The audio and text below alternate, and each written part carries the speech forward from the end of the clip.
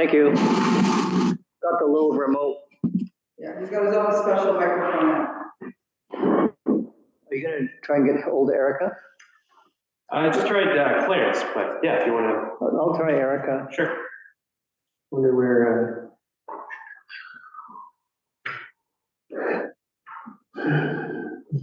Richard Johnson.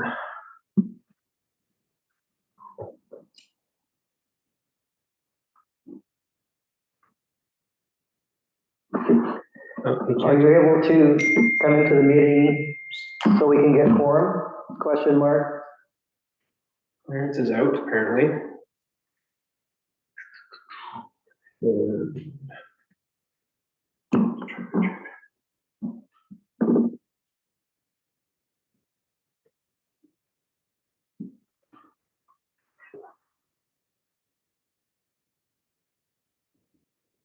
Does anyone have Richard Johnson's phone number handy? I might just hang on.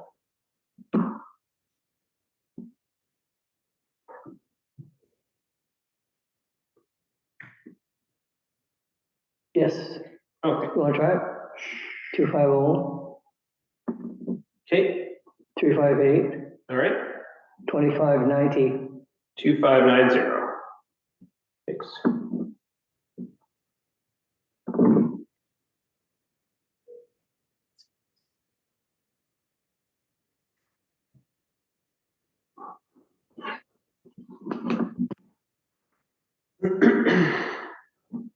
Oh, hi, Susan. It's Casey here. Hi, is Richard around? Oh, he's on his way. Okay, excellent, perfect. We'll need him for quorum, it seems, so that's wonderful. Oh, we'll need him to make our quorum for our meeting, so that's great that he's coming. Knoxville, you got it. Awesome, thank you very much. Okay, bye-bye. Perfect. All right, so just waiting for Richard. Yeah. Yeah. There's the, telling Tricia the last stop's being screwed there. So, well, you know that too, probably, yeah. Yeah. Huh? The bill in there, the last stop is, yeah, so maybe, I'm not sure. Clarence just said he couldn't make it, but who knows? Oh, that's right, it's conflicting. Yeah. Well, I think they're doing it as well, they have part of that as a fundraiser as well for the gallery, is my understanding. Yeah.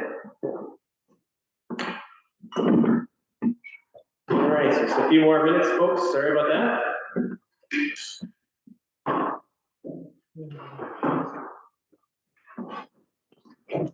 So your treadmill?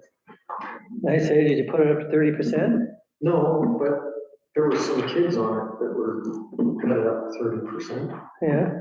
Are they just using it like a treadmill, or were they No, they were playing on playing on it? it. Yeah. Did you talk to the 6-year-olds. mom? I was with Kate, so I was doing business. I would have. Yeah, I just talked to him. It's the moms, or the dads. It's the mom. It's not, yeah. I'd love to know who it is. We can check. You know what, it'd be really good, yeah, check the fob and see who it is. Yeah. I'll talk to them, honestly, or you can talk to them. Mhm. Because that's the sort of stuff, if something happens, it's ridiculous. I've gone in there a couple It's a times. new machine, and It's just a behavior. It's all mom's just, it's like babysitting, whatever, and they can stick it on their phone and that's it. It's just ridiculous. It doesn't happen very often, but it's just mind blowing, hey? Erica said she's just joined by phone. Do you see her?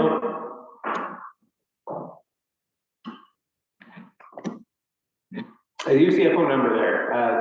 We can do. Ending in 4249, is that Erica?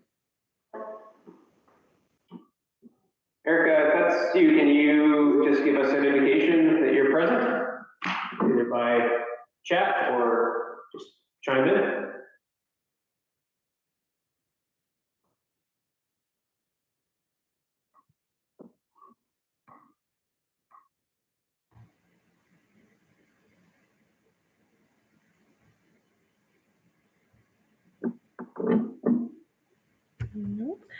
Once we are able to make quorum, just as a reminder, can we go through a roll call? Because I don't know who anybody is by face or first name yet. Erica's asking me, can we hear her? I'm going to say no. Hi, Richard. And yes, absolutely, Teresa, we'll do a roll call. Thank you. We see you on the screen, however. Period. If you can see you.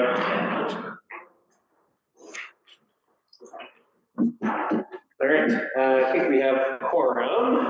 Erica, we can't hear you, but if you can work on getting unmuted, that'd be great for participation. But as it stands, we'll do a roll call so we can get this meeting underway.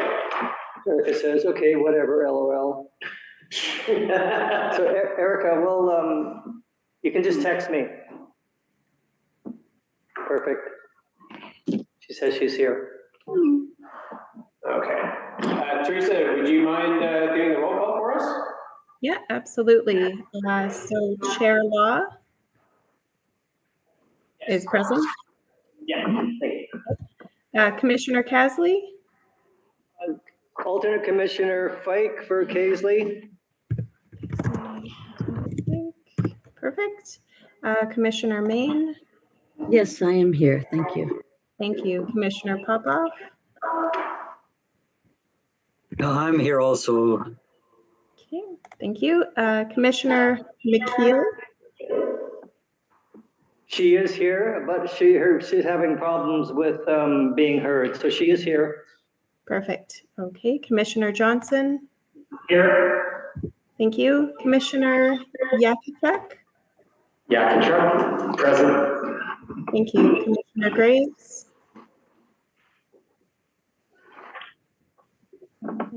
no. Commissioner Padfield,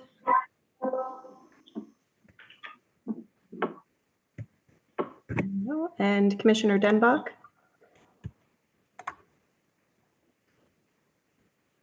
no. Okay, so it looks like we have 7 out of 10 voting members present. Excellent, thank you, Teresa. Just for the record, for Commissioner Graves, he would no longer be a representative on this commission because he's no longer with school districts, but I can make that as an amendment to the agenda. So let's just get the meeting underway. All right, so let's call this meeting to order at 7:07 p.m. It's 7:07 p.m. Moving on to the traditional land acknowledgement statement. We acknowledge and respect the indigenous peoples within whose traditional lands we are meeting today. Moving right along to the adoption of the agenda. The agenda for the August 29th, 2024 Rec Commission number 6 meeting be adopted as circulated. I'll move it, Fike. Second. Just with the amendment that Commissioner Graves is no longer on the commission. Just a friendly amendment there. And I'll call the question. And I'm just going to look online. If there's anybody not in favor, please voice now. And looking and seeing nothing. Yeah, Chair Law, if I can interrupt you for a second, can we get staff to introduce themselves for the people that are virtually here? Absolutely. Thank you, Dr. Popoff. If you wouldn't mind, please introducing yourself tonight. Thank you. For sure. I'm Tricia Davison. I'm the Regional Manager of Recreation and Client Services. Okay, and Teresa Johnson, I'm the meeting coordinator for this meeting. Thank you both. Thanks again, Director Popoff, for that. Appreciate that. Okay, so again, calling the question and hearing that, seeing none opposed, that adoption of the agenda is passed. Moving along to item number 4, which is the receipt of the minutes. The May 2nd, 2024 Recreation Commission number 6 meeting minutes have been received.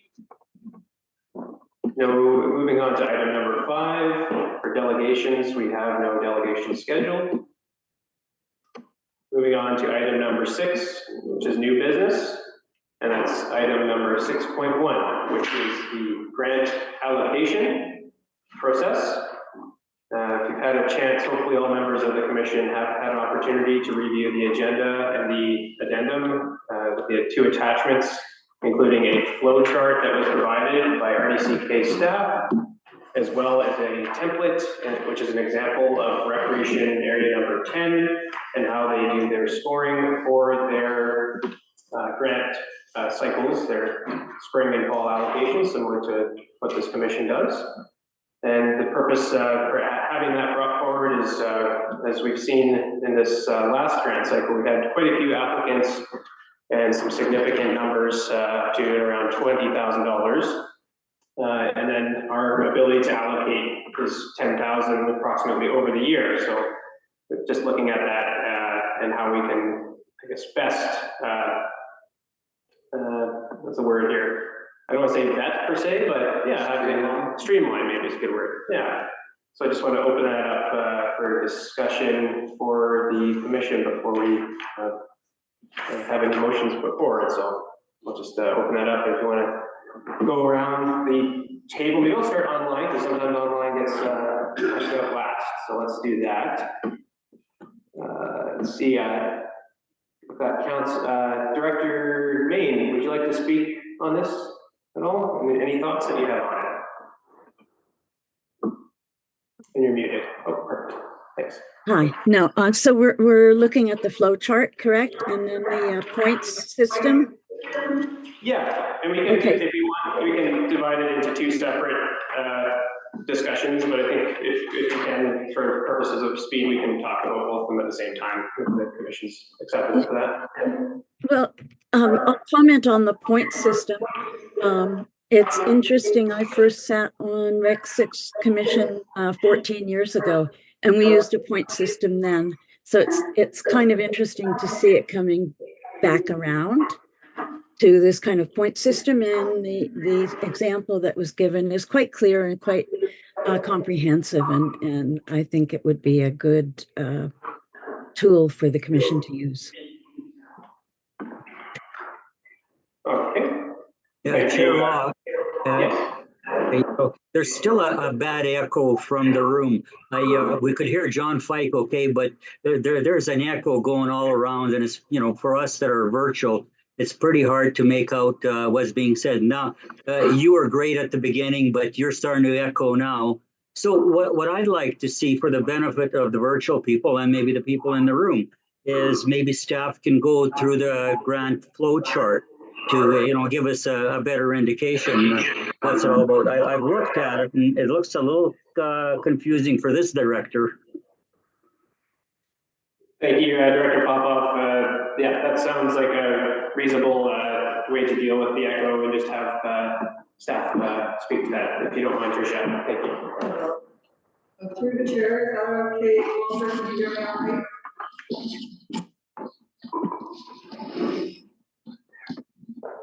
Just making sure that Walter can hear okay before I continue. Yeah, you were good, Trish. That sounded pretty good. I don't know whether you moved something closer to where you are, but it's working okay. We're going to go into a little group huddle here shortly, and then you'll hear us all perfectly. Okay, so what this is talking about is a process for how the grants go from you deciding on a date that you want to release this information to the public, to then when the actual grant closes, and then the process as to how you would review and when you would review those applications that ultimately get it to a point where they show up on the agenda, you're reviewing it with all of the applications that have come in to make some decisions. So what it's supposed to be showing you is from the very top is where it says notice of grant application, is where we would do all the advertising that says this opportunity is available, here's some information about some projects that might be of interest to different groups that they could apply for. So that's all under this notice of grant application. The important thing is that we have to identify a submission when those submissions are open for acceptance. So there'd be a start date And really that has to work a little bit backwards from when you want to close the application so that there is enough time available for people to make application. And you probably are going to tie it into an existing meeting. So you're there's some date decisions that need to be made tonight. So once the notice goes out for people to make submissions, then our administrative staff combine all of that information at the closing date. And we would do that 2 business days after the closing time of the applications of when they can be submitted. So I do have a question, Tricia, before you go on any further on that. When I look at the notice of the grant application on the right-hand side, I think you've covered that, but it was a little bit echoey. Date of closing, commission decides that, and the commission decides the maximum and minimum grant amount. But that's according to our budget. That would be correct. Okay, thank you. And so what that is saying, Director Popoff, is that in order for us to advertise the information about the granting opportunities, we would need to let people know some information about the grant opportunity, one of which is when they must apply by, which is the closing date, and also some parameters about what they're applying for. So what is the minimum grant? Maybe there's a maximum. There could be a number of things that the commission decides, but all that information is needed before we can actually put the notice out that the grant opportunity is there. So a follow-up on that question. So are we talking about maximum and minimum amount for the applicant to apply for? Or are we talking the overall maximum and minimum amount available for distribution? I believe that would be up to the commission, which way you would like to communicate that. And I'm not sure if there's a standard across how other commissions have done that, but I believe it would be entirely up to you how you would like to communicate that to the people who could apply for the grant. Okay, thank you. So after the admin coordinator amalgamates this information, they do that 2 business days after the submissions close. We then give that whole package with all the supplementary information to the commissioners to review. The commission then looks at all those grant applications and evaluates them, potentially using the criteria scorecard that was just circulated or something of your choosing. That then goes, of course, we have agenda distribution requirements. So once you're evaluating that and putting that up into your public realm to have included on your agendas, we would need that 2 days before we're about to distribute those agendas to you for the commission to then review as part of your standard public practice. You good so far? Yeah, good, great. You're doing perfect. Okay, good. And then after that, the admin coordinator would add and review the summary of the applications to the agenda that would form part of the distribution for a commission meeting. And that's basically the summary of the flow chart. Yeah, thanks, Trish. You did a fairly good job in explaining it. You know, the confusion that I had is the maximum and a minimum grant amount commission to decide. I don't think from the past we had an amount that an applicant can apply for. It's what we look at, and correct me if I'm wrong, Richard or Casey, is the commission looks at the amount available for the spring and fall application process, and then they make a decision how much they can provide to each applicant. That's correct, Walter.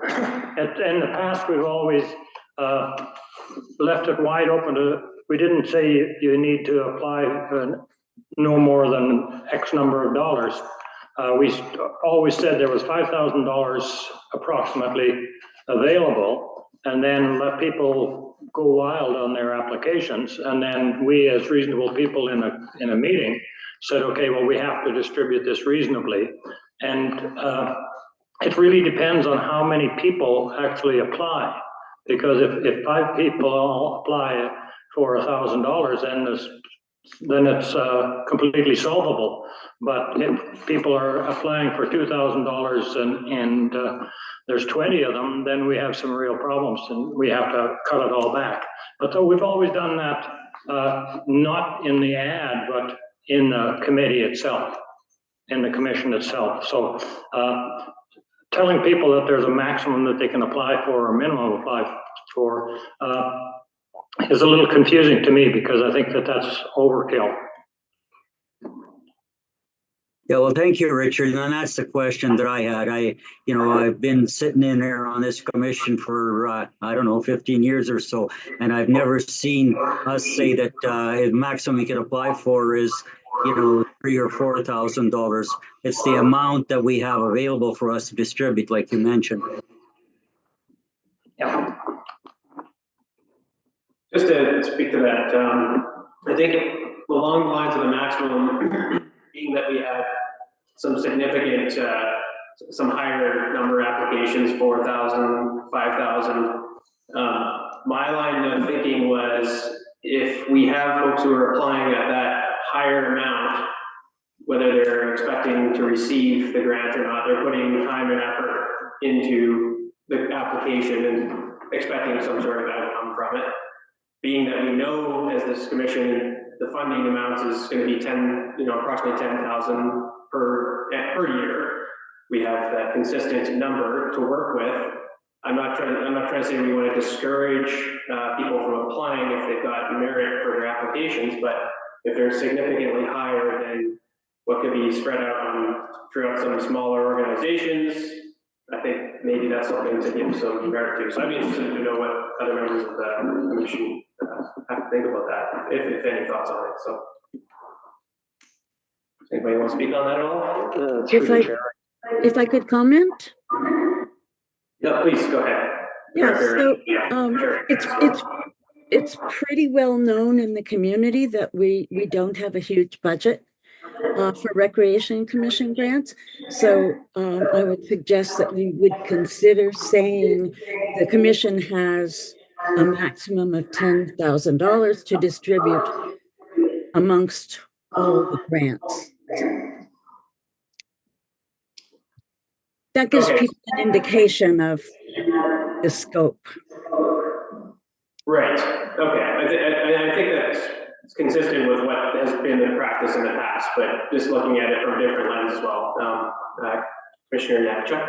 Yeah, through the chair, I think you made a valid point, Casey, in regards to some of the asks that we've seen over the last couple commission meetings and allocating funds, is that some groups have been asking up and beyond what our budget actually is.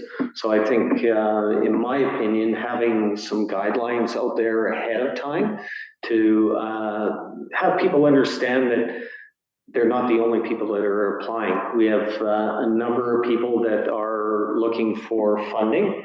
And if we look back at some of the past data, we can actually say that we've had this many people apply for grants over the years, right? That every time we come to allocating funds, we have approximately 10 groups that are looking for funds. So, when they understand that, they might have a realization, hey, we can't go for like $5,000, we need to realize that this money is going to be distributed between all the different groups, and it gives them an idea to be a little more realistic to help us do our jobs a little easier. Thank you, Peter. I appreciate your comments on that. And If I could follow up on that. Yeah, please do. We could put it in the ad that there is approximately $5,000 to be in the full grant, and leave it to them. We don't need to add a govern yourself accordingly. That should be the full grant application is open. $5,000 is, and put that in the ad, and it would just be a single line. Mm-hmm. I think that's a reasonable solution. It's not something we've tried in the past, so could hopefully highlight that we have that constraint within our budget. So yeah, it's a good solution. Commissioner Johnson. So are you finished with the online? I don't see anybody else online. Erica, I'm not sure if she wants to text me, but through the chair, then, if I could just comment, I totally agree with Richard. Make it simple. This is what's available. I really like the scoring system. It really clarifies things. It's good. And I guess, you know, anyway, echo Commissioner Johnson. And I'm just confused on the flow chart. Where you go to, under the notice of grant application, the arrow is going to notice of grant application from submission of grant application. Should it go up to the notice of grant application? I'm not sure on that one. In the flow chart there. Through the chair, it could very easily be an arrow.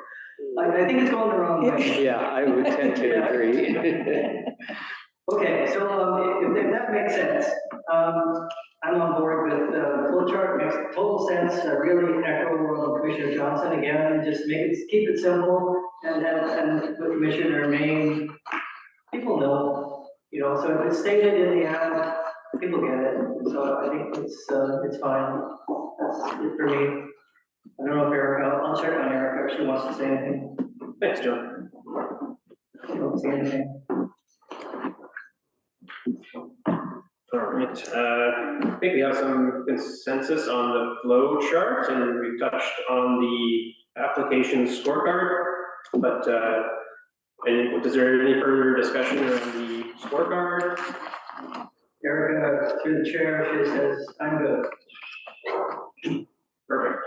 I just wanted to comment on the flow chart because the key to this has always been working backwards from the timing. So we need to put dates to this as to when it's approved, to be approved by the board of directors. And then feedback, and then also we need to bring the Valley Voice application process in there as well. So we need to work that time schedule backwards so that we know when we can open the application. So the submission deadlines and everything else you're talking about with the Valley Voice.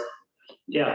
Yeah. So the process, as you well know, is people send in their applications. There's time necessary to compile them, as you pointed out there, 2 days. Then it comes to us. We should have a short while to look at it. Say a week should be ample. In the past, it has been anyway. And then make our decision at that meeting, then get that back as our recommendations. And then that has to match with the actual meeting where our RDCK approves it. So it has to be there a week before that meeting. And I don't know what the calendar is on the RDCK meeting schedule is. Thanks, Richard. Walter usually has that. Next meeting this commission is scheduled for is November 7th, and I think we intended for that to line up so that it was preceding the RDCK board meeting. Is that, Trish, you're nodding your head on that one? Okay. So then so November 7th is still a good date for the commission to meet and adjudicate or allocate the funds. So we need to work back from that date. So this would be November 7th in here. And so through the chair, the board meeting, I'll double check, but it looks like it might be the 14th. It is the 14th. 14th. The open board meeting. So then the 7th would align, you would be able to get it on the board for the 14th of November. So the 14th, sorry, go ahead. And I put in the chat the publication schedule of the Valley Voice. The left-hand column is the deadline and the right-hand column is the publication date. Thanks, yeah. What dates would that be then, Leo? We can solve it right now. Okay, got it here. Okay, Casey, I'm still trying to figure out the echo on what's happening. I see you're signed in virtually also. And do you have your computer muted? I do have I made sure that the audio was not active. So it says audio, I don't even have audio joined. but I'll double check. Yeah, so what happens is in the boardroom, when I sign in on my computer virtually, and I'm present physically in the boardroom, if I don't mute my computer, we get an echo. Okay.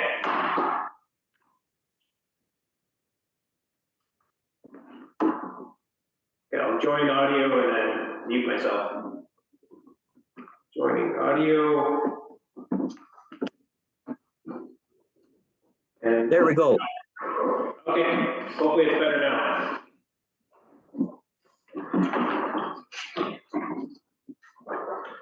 How's that, Walter? Good? It's hard to say, Leah. Does that make a difference? Not really. Unless folks are really close to whatever the microphone is, it just echoes and is garbled and is very difficult to understand. So I've just been, like really focusing on trying to listen and pick up as much as I can, but the sound isn't great.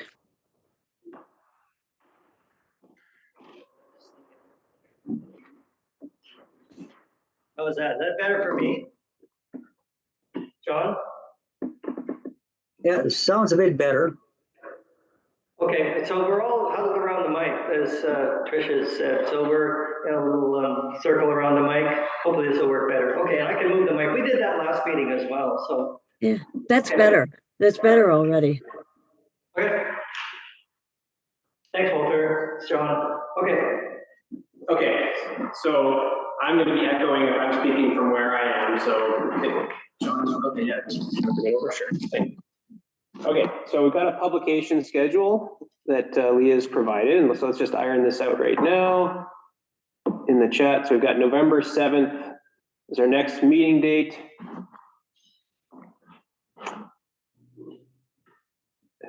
And so I'm thinking we want to. November 1st is commissioner to receive applications. Does that work? Yeah, that would work, wouldn't it? 2 days before that is October the 30th for the section here. Yeah. Sorry, submission date is on the right. Publication date is on the left. Okay. Okay. This is the balance. Yeah. So would the submission date have to be October 25th then?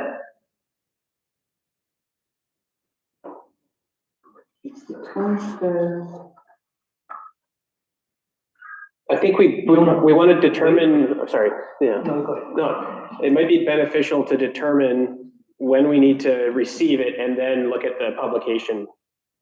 I mean, I understand they coincide with each other, but so we meet on the 7th, and Richard Johnson, you've mentioned, so the first, if the commission receives on the 1st, the applications, so we want to have a bit of time for staff to process those applications, which, Trish, how long do you think? Well, so through the chair, the other piece to consider is that your agenda is usually being developed, Right. Say a week in advance. So say the agenda is coming to you on the 31st. Let's say it's a week before the 7th. So I'd almost back it up from there. Okay. So then I would go, I'd probably close on the 25th.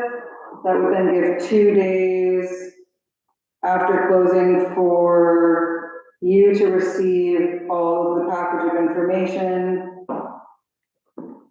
And then 2 days before the distribution, be the 31st. So the 25th probably would be safe. Is that cutting it a bit close for staff to receive all that and compile and send out? It's tight, but it's doable. It's doable. I would prefer to see, sorry, make it earlier. I think a little earlier, just to give it, so we're not rushing through, or the staff aren't rushing through it. So maybe close it on the 18th, yeah. Give it yeah. And there's time to actually go through everything. Perhaps close on the 8th, October 18th, okay. And then I think the other decision is how long you want them open for, Right. like when you want to say that people can start submitting.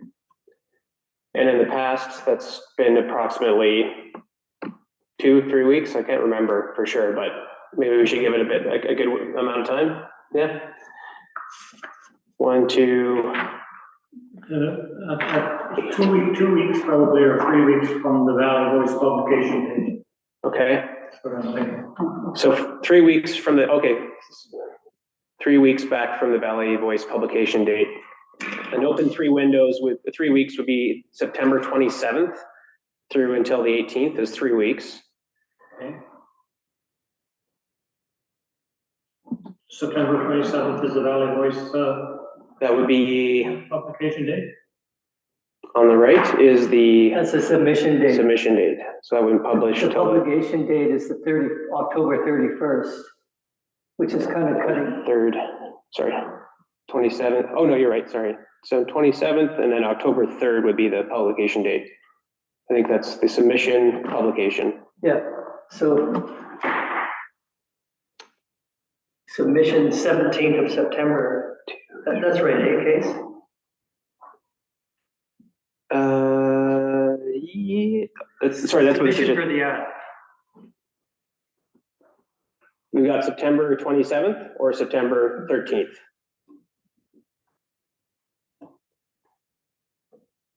Now I'm confused. Submission's on the right, Yeah, that's weird because it's backwards. it's backwards, okay. So if we submit it on the ad, the 13th, it would come out on the 19th, September 19th. So the ad would hit the public on the 19th. Does that make sense, Chair? Yeah. And then that would allow from the 19th through until we said the October 18th. So that's a good amount of time. That's a good block of time. That's perfect. Okay. So September 19th is the publication. Yeah, but the deadline for that will be the Friday before, the 13th. Yep. And so, yeah, it has to be in Valley Voice's hand on the 13th.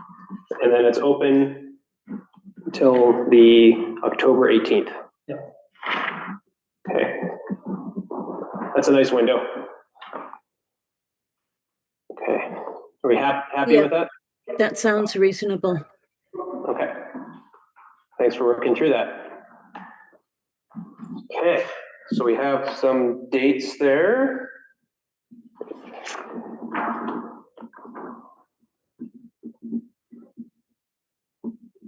Okay. All right.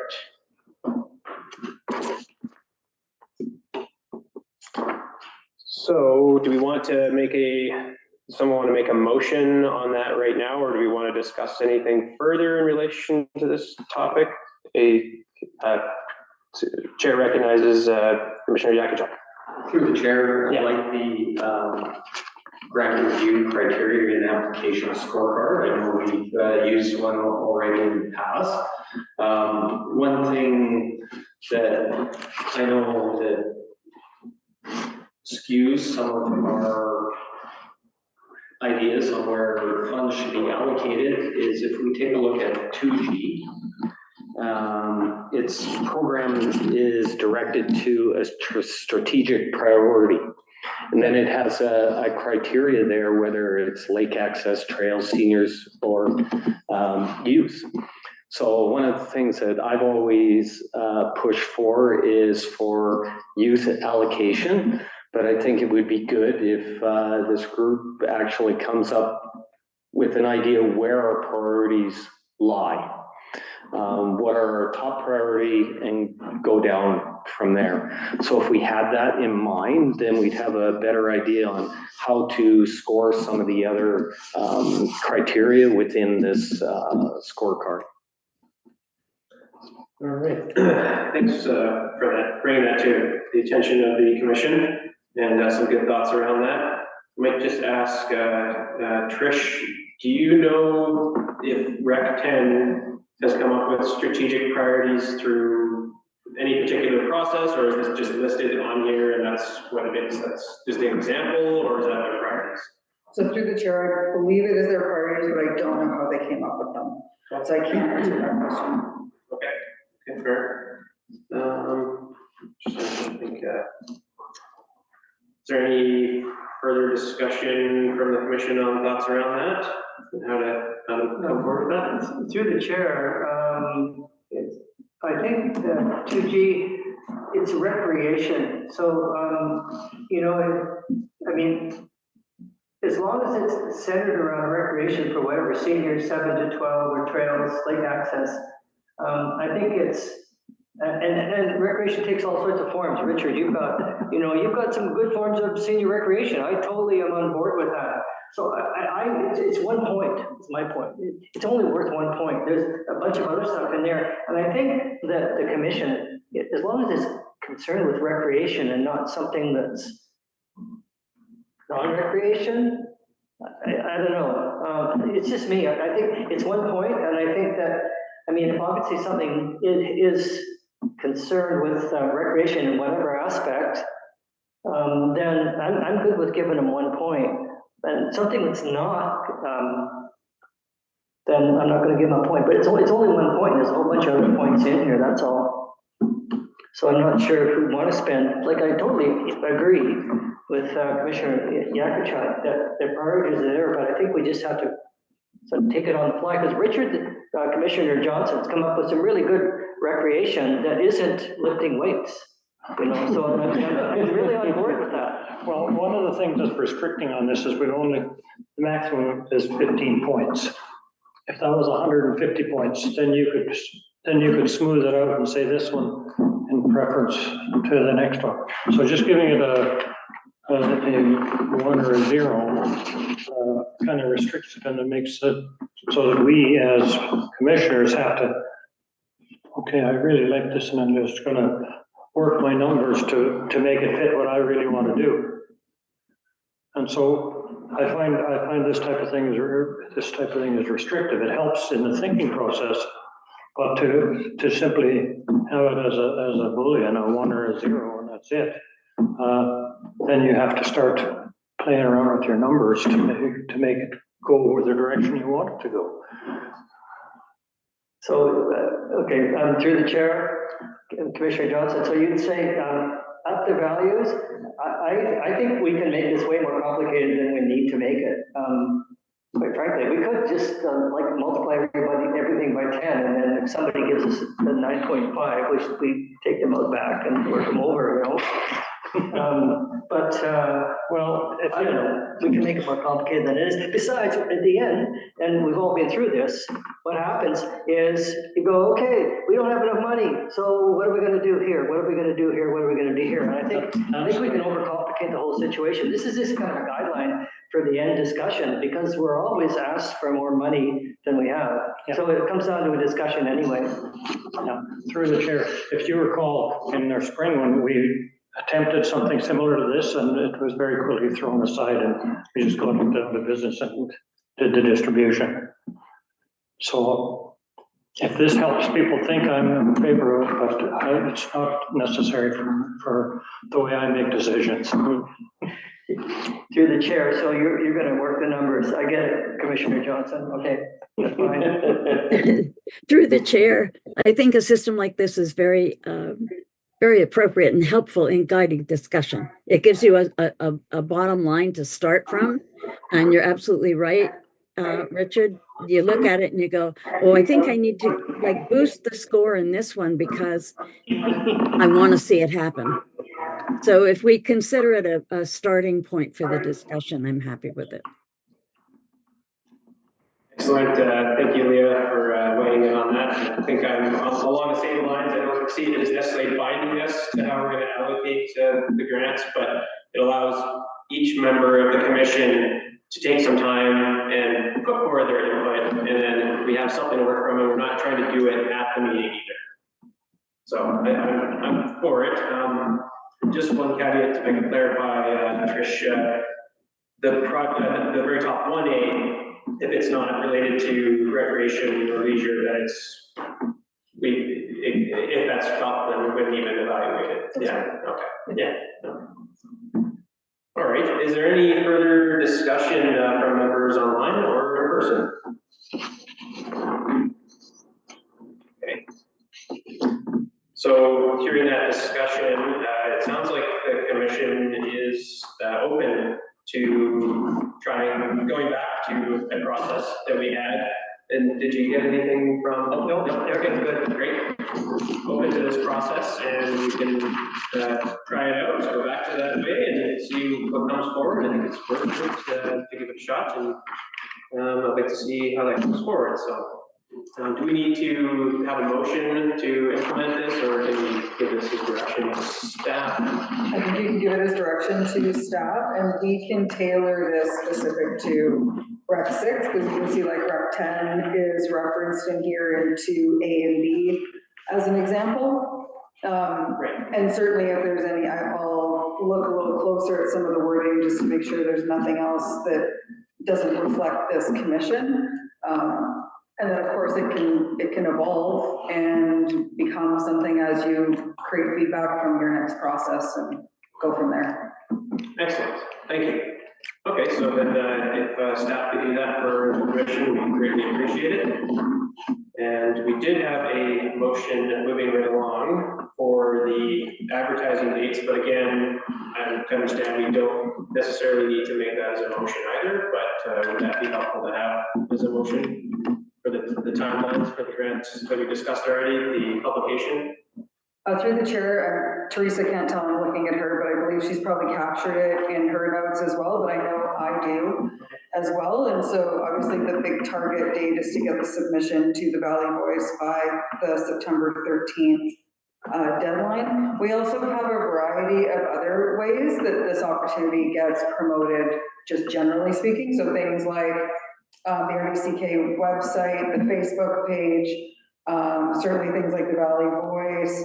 If you have any particular newsletters or things that you send out on your own or that Walter might send out, then certainly all those avenues to keep the word out there are helpful.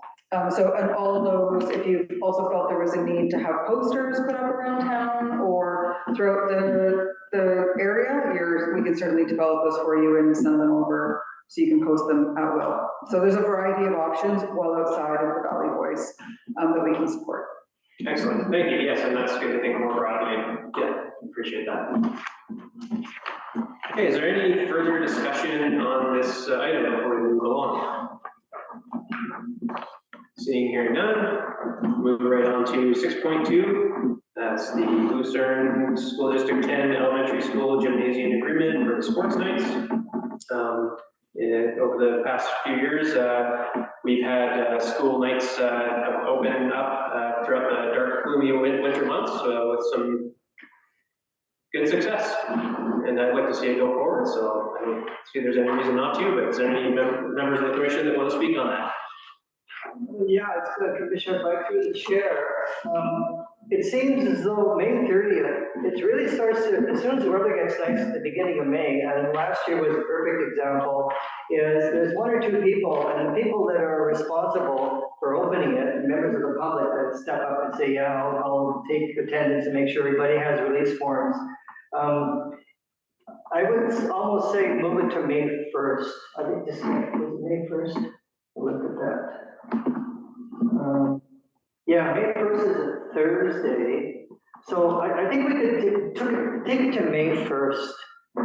Because everything, they just drop off, and the people that are, just, I'm gonna go, wanted to pick a ball again after doing it all winter. It's not like it's a bad thing, but there's nobody shows up, so it's, May 1st would be a good one, I think, instead of May 30th. Then I don't have to go in and see if anybody's still coming. If that's okay, if we could change the date to that motion. Amend it to May 1st, 2025. Is there any discussion from any other members of the commission on that? Are we okay with shortening it up a little bit?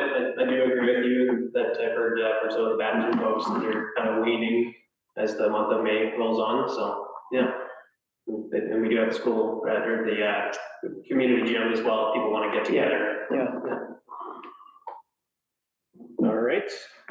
So hearing and seeing none, and let's move that date to May 1st, 2025. So through the chair, I'll have posters made up at the village office and move them, or have them, I'll put them up around town shortly, so people know what's coming in October. But it's well populated, it's really kind of neat to see how many people use that, and as well as the community gym, so it's great. Excellent. Okay, and then speaking with Manager Cherico, he had indicated that this is a staff direction, so it doesn't necessarily have to be a motion either. So we'll just give that as staff direction. Please, Teresa, if you can note October 1st, 2024 to May 1st, 2025 for the agreement at the school district and gymnasium between various sports sites, please. Thank you. All right. Now, we need a motion for that case? We can put it as a motion, or it's just staff direction. It's just moved and seconded here, I see, but we don't need a motion? Tricia, what do you think? You know, with the change of the date, it probably would be a good idea. Okay, so I'll move it as amended then. Second. Second that. Usually is going to. Okay, and Leah seconded that, perfect. And any further discussion? Hearing, seeing none, call the question. If there's any opposed, please indicate now if you're opposed. Seeing, hearing none, that motion is carried with the amendment. Thank you. Okay, moving along to. Chair Law, before you go on, I trying to listen to everything there, and it's pretty hard to understand what's going on. So under 6.1, did you have a motion for the publication date? We did not have a motion for that. But let's get a motion for that. Let's just do that. It's on the agenda. Yeah, so to be clear, so that we have it reflected in the minutes, I don't know if Teresa, you heard the conversation or whatever. I'm having problems trying to make out what's being said. So it would be appropriate to have a motion on that, the publication date and the deadline, what you agreed on, the close, from what I understand, that September 19th will be the publication date, and the close would be October the 18th. Is that correct? Okay. That's correct. So if we can have I'll move that motion. Thank you. Seconder, Mr. Johnson. Any further discussion? Call the question. Any opposed? Seeing, hearing none, motion is passed. Thank you. Appreciate that. Thank you, Director Popoff.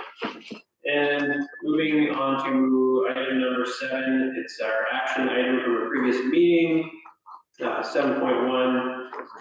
We discussed this previously back in March. We had a discussion and had direction given to staff to develop a process for third-party rentals at the New Denver Community Gym for not-for-profit and commercial use. So just wanted to bring that back to the table. I'll just ask if Tricia, if you could speak to that, please. Thank you. Absolutely, and I'll try and speak close to the mic to make it easier for everyone. Thank you. So a couple things that I thought would be helpful to bring back up for discussion that not only were maybe discussed in March, but actually I was also able to find a report from General Manager Cherico from back in, I think it was April of 2023, just to make sure that a couple things are kept alive as we work through a process for third-party usage of the gymnasium space here in New Denver. So one of which was there was a decision made about what was deemed public time versus what might be available for third-party usage.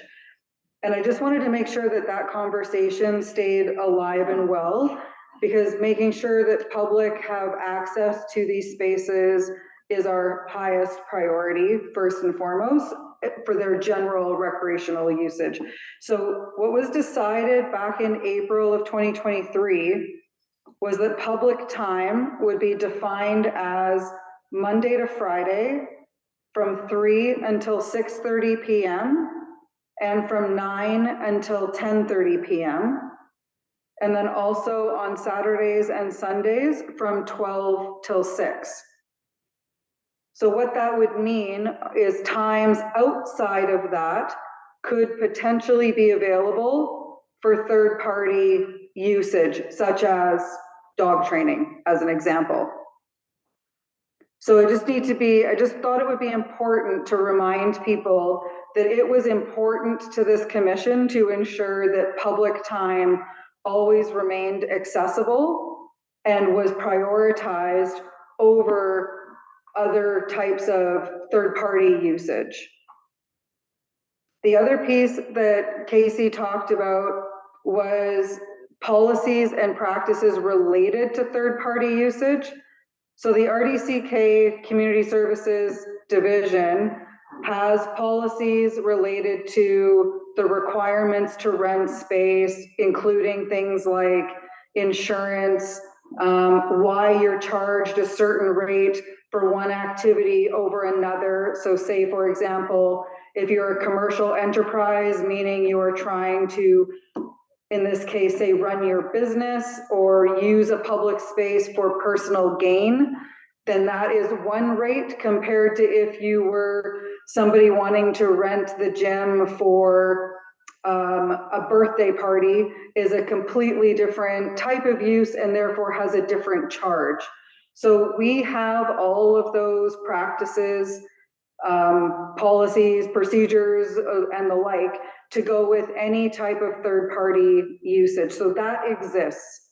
The challenge in New Denver, particular to this space, is that not unlike the school usage of where things drop off after May and people go, why am I here? No one's coming. Third-party usage requires someone to ensure the space is opened for them, closed when they're finished, and then cleaned up appropriately after. So right now there is some reliance on, we have a partnership with the village staff who assist with aspects of gaining access through like your fob system. We also have somebody that does say cleaning of the New Denver gym space. And it's at this point, it's more on the back end administration to figure out what the cost of being able to offer that type of service might be. Because of course, we don't also know the frequency as to how often this may or may not occur, but can become a budget consideration as to how important it is to you to be able to offer third-party usage, knowing that there's some other logistics that would need to take place and probably agreements put in place in order to allow that type of service to be in the gym. So I know I'm kind of talking very broadly, but there are some keys. So there's lots that we have. Then there's some unique logistics to New Denver that we would need to sort out, coupled with, I'm going to call it somewhat limited time, not entirely, but there's limited time to when non-public usage of the gym is available. So I just want to maybe throw that out there for conversation. I can see Director Popoff's hand up.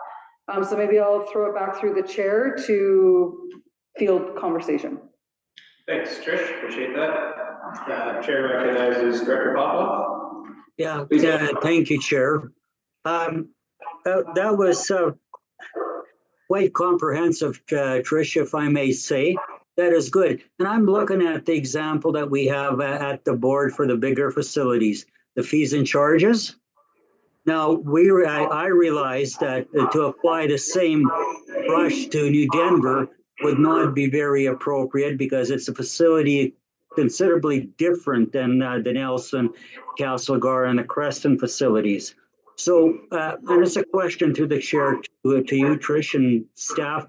Would it be possible to you, in consultation with a couple of members from the New Denver area, like Chair Lodge, John Fike and Richard Johnson, to get together and develop a fees and charge for the facility in New Denver to bring back to the meeting for a commissioner to review and make comments or changes to that? Now, that's a question to you, Trish.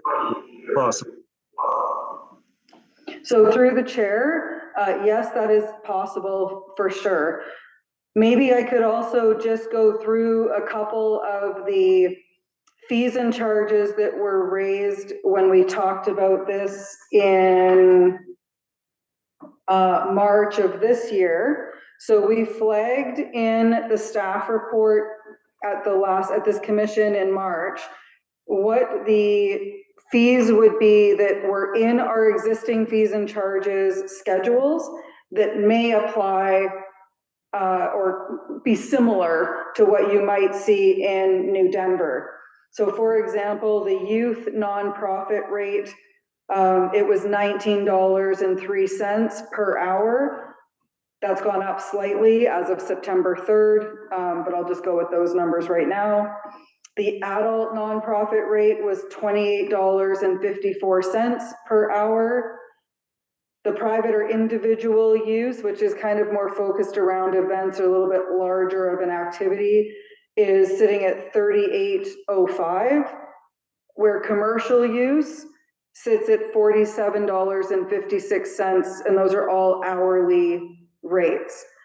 So just to give you an idea of what, and those would be inclusive of whether you're in Nelson, Castlegar, Creston, the North Shore Hall, which we, if you're not familiar with, is a hall, actually not unlike Knox Hall, just outside of Nelson. All of those rates are what's associated with what's called a small meeting room.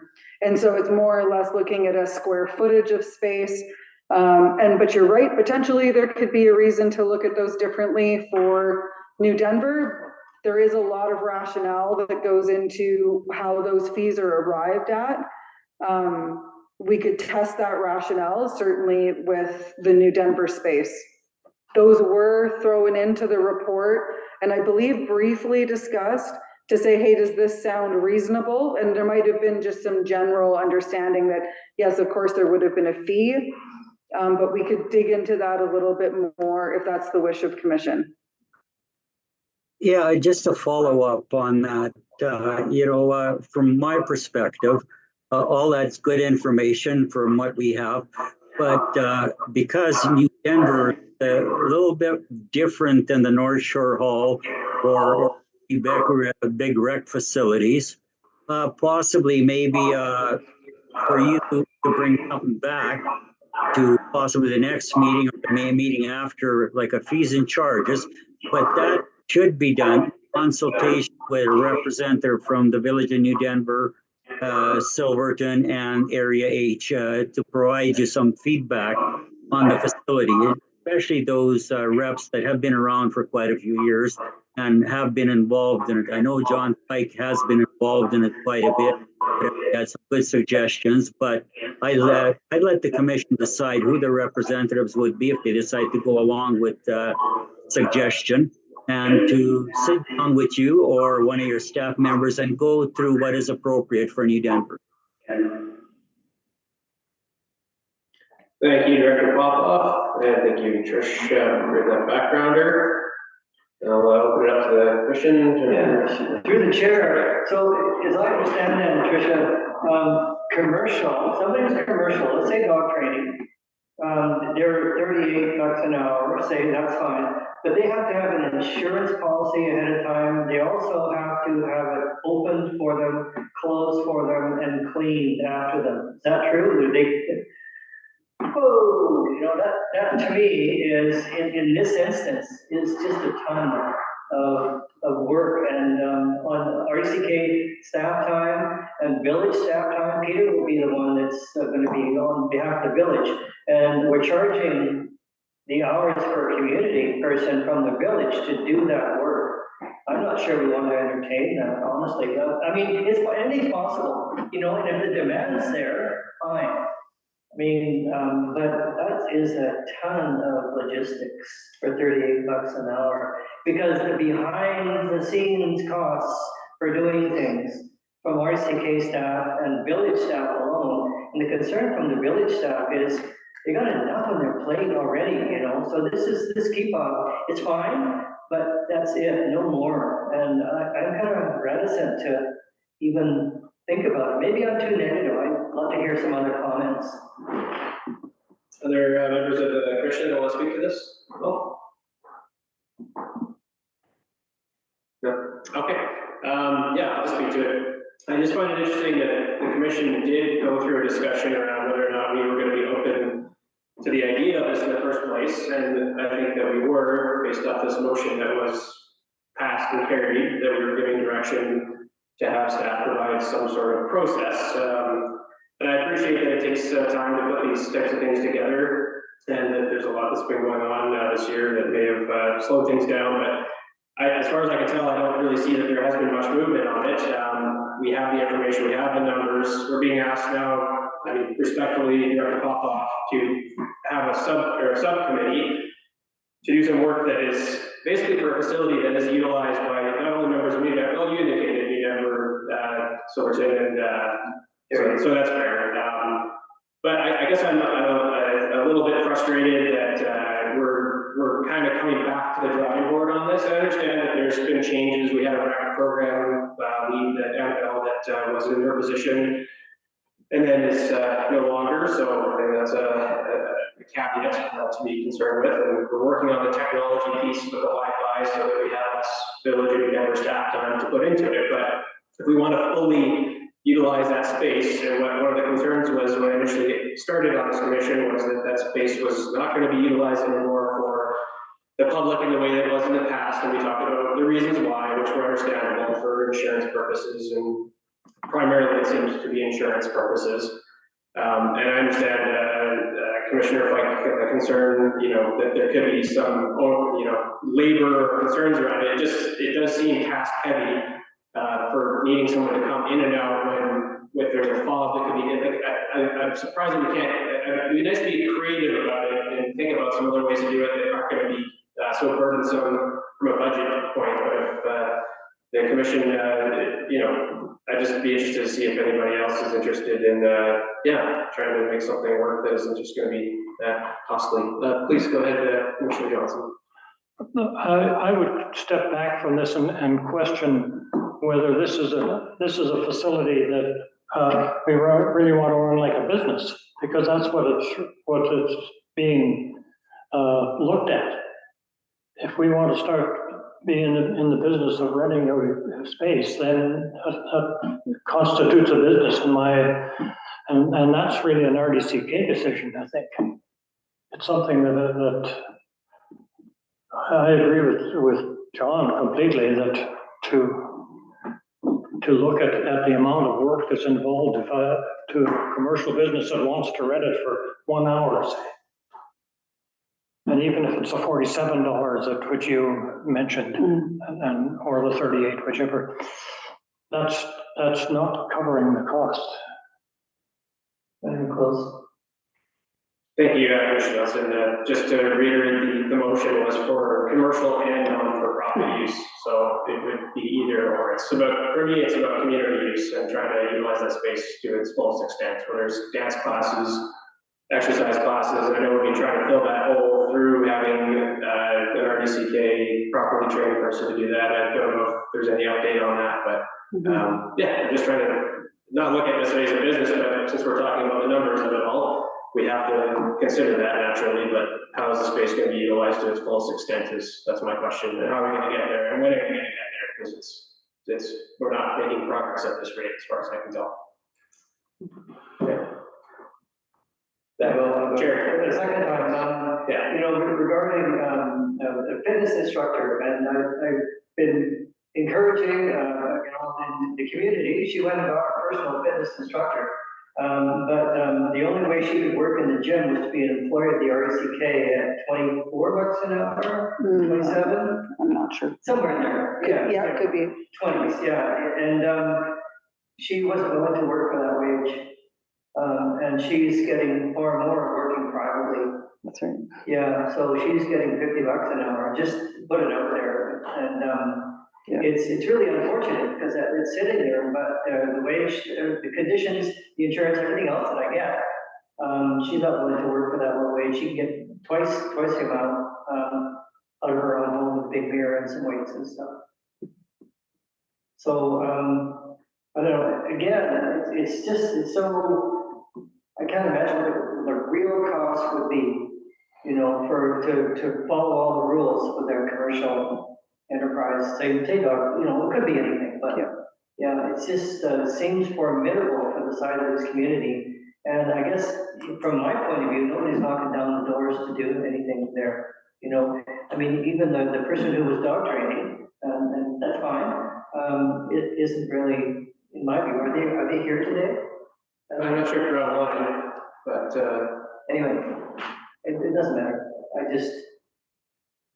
I'm going with Commissioner Johnson, and I'm not sure that just our unique situation, and it's so small, and there's people from Area H, Silverton, and New Denver are, like, if you look at the shoe racks, you know, it's the shoe rack, and now it's on there's 2 layers on the bench that you do. I mean, it's really getting well used now, and I'm really happy with the use, and the complications to start a business is just overwhelming in my view, for the amount of labor and the cost. The cost of RCK is going to be, you're never going to get your money back for $3 an hour or whatever it is.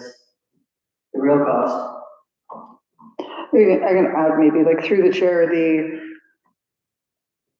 I wouldn't think of it maybe as a business per se, but it is a service. And so we're always reluctant to use the word business in local government, but it is an additional service of allowing a space to be able to be rented for somebody's individual use and whatever they would like to do with it. You have to be careful that when you're utilizing a public space and it is a commercial enterprise, they have to be charged accordingly. And in order to allow people to use those spaces, there are certain things that they have to have, such as insurance and other qualifications and contractual obligations that they have to meet. And the challenge, even like with the fitness industry, is that there are many fitness people that will run all kinds of different fitness classes or programs, whether it's out of their home, in their backyard, and that's okay. It's okay, maybe until something happens. I don't know what happens in that world, but in our world, we unfortunately have to ensure that all of the I's are dotted and T's are crossed in order for it to fall under us. So for an instructor, where in our case, say the fitness instructor that might be earning 20 odd some odd dollars an hour, we've taken on all of the actual advertising, the registration, the actual liability, the list goes on as to what we're absorbing on their behalf, that in essence, they should also have, even if they're a private party as well. So there are reasons as to why you might get into thinking that being able to offer your venue to a third party use, whether it's for commercial enterprise or for not for profit, it's just making sure that we remember that we're in the public realm and that there are rules associated with that. So we really encourage those fitness instructors to come under our world because there's actually a lot of benefit for them to do so. But financially, if they've been able to do something on their own, it can be hard for them to see where that benefit actually sits because they're getting on a per person where we're paying by hour. So it's a totally different environment. And then supplemental, I explained all that to her, you know, they just come to you, there's no insurance, there's no equipment, they just come to you. That's right. And, you know, you can maybe develop business, I explained all that to her still, so. Yeah. What are you gonna do? Any further discussion around the table on this? Yeah, just a couple of comments on what was said. It was very hard to understand what John Fike was saying, that the echo, you know, so I sorry, John, I didn't hear all of what you said. You might have had some good suggestions and everything. But it is an RDCK service. And like Trish mentioned, we take on the responsibility of liability, etc. So there should be a structured process on how that facility is being used. And what I meant by is not to follow the example of Nelson, Castlegar, or Creston, or their rates, is to get the the 3 representatives that are responsible for looking after that facility to a certain degree that sit on the commission together with Trish and come up with what I would call fees and charges. Mentioned the different organizations that could be used or whatever, but it is different. It is a local organization that's in a facility that's in New Denver. And to follow the template that's used in the other ones would not be appropriate, but to a certain degree, part of that template would be appropriate as far as commercial use, private use, and organizational use that sponsors recreational activities. And public time, free public time. Now, I wouldn't say free public time, but charges for public time. The public has to be, should be, that facility should be available for public use also. So a structured process is what I'm looking at, Casey. I remember when I first sat on this commission, the way to determine grants was how many fingers you showed up on your hand, and that's how the voting was done. We went a long way to this. We have progressed considerably, and we're getting organized. So that's my comments on that. Thank you. Thank you, Director Popoff.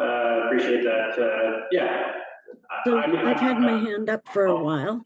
Oh, I'm so sorry. I know it can be hard to see that. So first I want to say, welcome to the world of threading our way through the difference between taxation and service charges. We support the gym through taxation to some degree. And then there's a certain amount of cost recovery that we're looking at, but this is not a business. It's a public service run through a government agency. So we're never going to get and never should be getting 100% cost recovery from the users, whether they are nonprofit or commercial. If we're, especially in a small town that is economically challenged, and we have many small individuals who are earning a bit of money doing yoga classes or spin classes or dog training, whatever. And we need to be cognizant of the community that we're trying to serve and of those economic challenges for them, as well as for us as being the body that is running the gymnasium, that service to the community. So, I think we should never go toward 100% cost recovery. We need to moderate that. I think that Walter's suggestion that we have a few people get together and try to come up with a framework that we can use and then put that out, that we can discuss a specific framework rather than all of us with really bad acoustics and bad audio trying to have a fairly complex conversation. So, where I'm lying with this is a public service that we're running.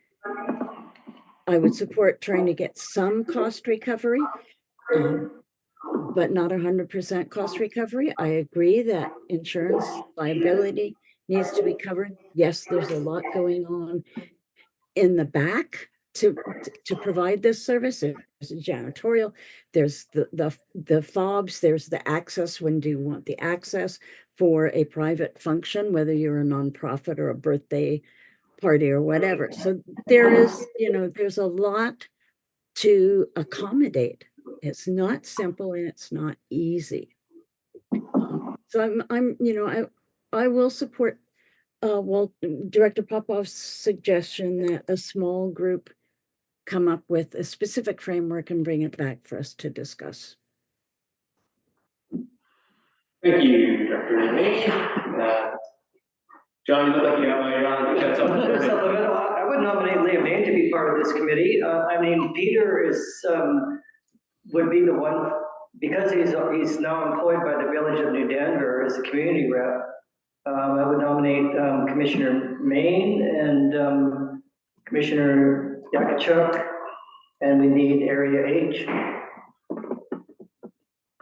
Try the phone. Commissioner McGill, she'll accept. The reason I say that is I don't use the gym, whereas she does. She's not using it either these days. The last message I got is, I'm good. Okay, well, that sucks. We'll take that one. No, anyway, we just need an area H if that's the case. Just follow up for that with Peter working for the village. If he's joining on this, is there any concern for conflict of interest on that? I don't think there is. I don't see it. All we're doing is trying to devise something, if that's okay with Peter, but that's the person who would be from. Be in touch with what's going on. For sure. Yeah. And Commissioner Main's pretty in the loop, so she'd be perfect too.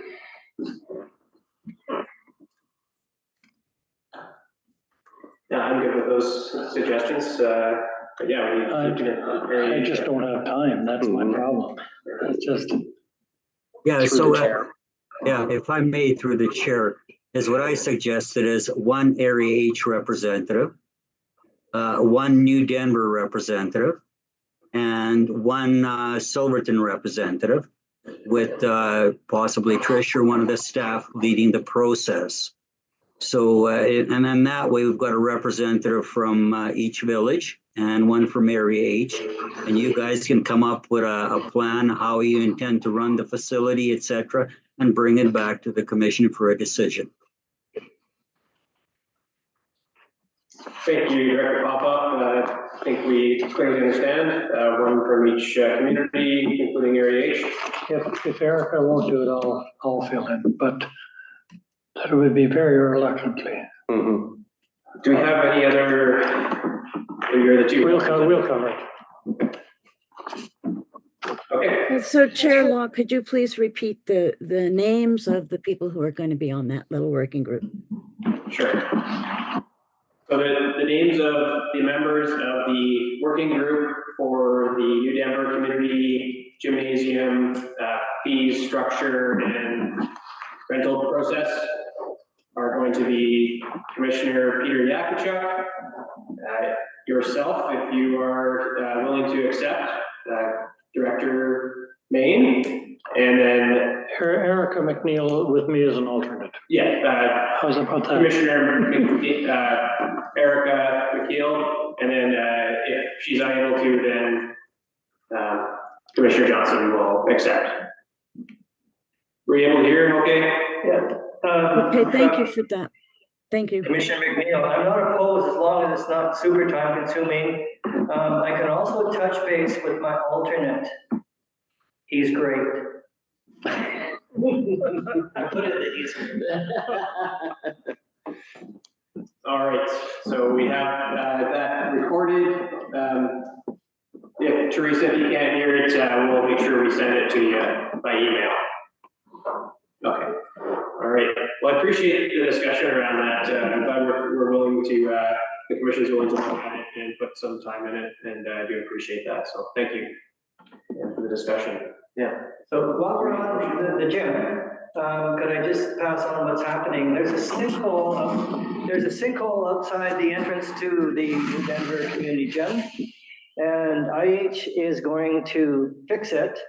The problem is they have to dig it up to see why it's a sinkhole before they pave it, refill it, compact it, and pave it. So what's going to happen now is, and I've been talking to Vanessa Boudreau and at RDCK, and she thinking they should close it, and also Craig Stanley. So they're going to close it, and the procedure then is IH is going to transfer the key fob system from the current entrance, because it's going to be excavation city right in front of the gym entrance, and they're going to take it to the southeast corner and just put the key fobs where their loading dock is. So it's the southeast corner, and we'll be in the midst of making some posters to redirect people so they won't be entering that. So they'll be entering through the gymnasium, and we can move the shoes and all the rest of the stuff. Yeah, and emails will be going out to all the members. So that's just an addendum to what's going on here. Yeah, so Chair Law, just getting back to that, let's finish that first one first as a motion to establish a working group to work with and is Trish still on here? If she is, either with Trish or one of her staff members to provide direction on that. And once we've done that, then all good information, John, but let's finish that one first. Oh, I thought we were finished, okay. My mistake, I didn't bring it to our motion. Thank you, Director Popoff. We'll include Trish as well, or an alternate from RDCK staff as part of that working group. So with those names listed as we have already, is there someone to move that motion to create a working group with those representatives, please? Commissioner Johnson. And I need a second, please. I see Director Leah, thank you. Seconds, and I call the question. Any opposed? Please say so now. Looking, seeing, hearing none. That motion is passed, and that working group will be established and report back to the commission. All right. Okay, moving right along, public time, I think we have one member of public online currently. I'll double check. If you'd like to speak now, this is your opportunity. Calling this public time at 8:25. Okay, not hearing from the public. Our next meeting is scheduled for November 7th at 7 p.m. 2024. Believe it will be at Silverton Memorial, as the movie nights will be resuming here at the Knox. So hopefully we can get some better sound quality. Hopefully there's a benefit to being meeting in person as well. So I appreciate those who were able to come here and join online. Sorry for the technical difficulties through sound. That's our last. I will definitely try to attend in person when it's in Silverton. Thank you, Leah. All right, so just need someone to motion to adjourn the meeting, please. Peter Yakachuk motions to adjourn the meeting, and need a seconder. Leah did. Oh, Leah did it, perfect. Okay. Any opposed? There is. Excellent. Motion carried. Meeting is adjourned. You will call. Thank you. Thank you, everybody. Okay, perfect. Can I speak to Thanks, you? everyone. No, actually, after this is over? I'm sorry, but you're going home. I'll just Well, see thank how- you, everybody, and good night. Good night. Night, Walter. Thanks for keeping us on track, Walter. Yeah, thank you. Appreciate it. One thing that I didn't mention was that